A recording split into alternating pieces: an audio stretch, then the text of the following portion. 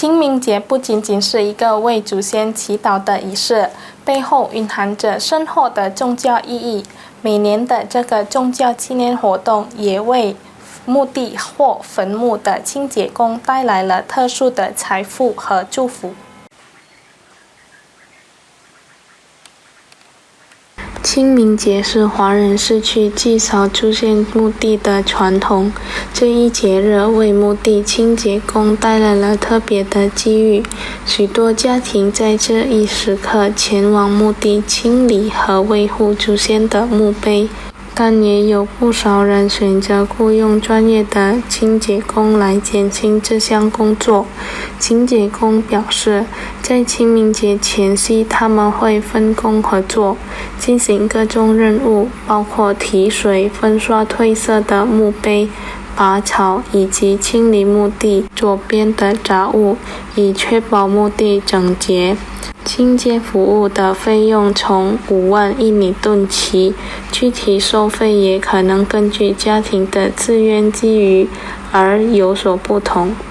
然而，清洁工常常面临的挑战之一是天气，特别是下雨。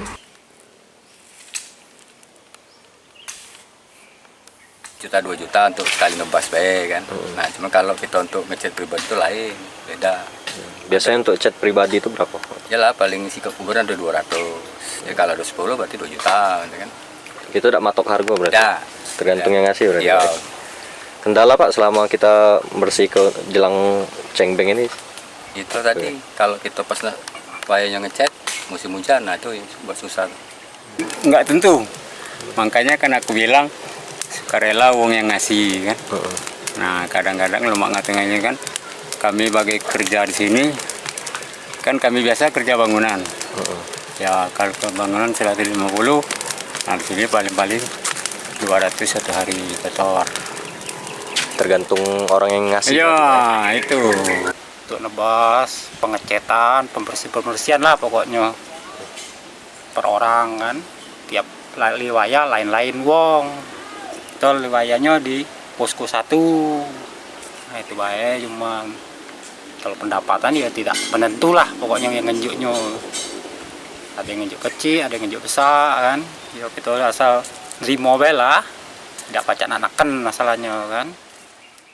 对清洁工来说，这一时刻不仅带来了更多的收入，还给予了他们独特的满足感，因为他们能够帮助家庭维护已故亲人的安心之地，确保这些地方的整洁和庄重。Lutfi Baltivi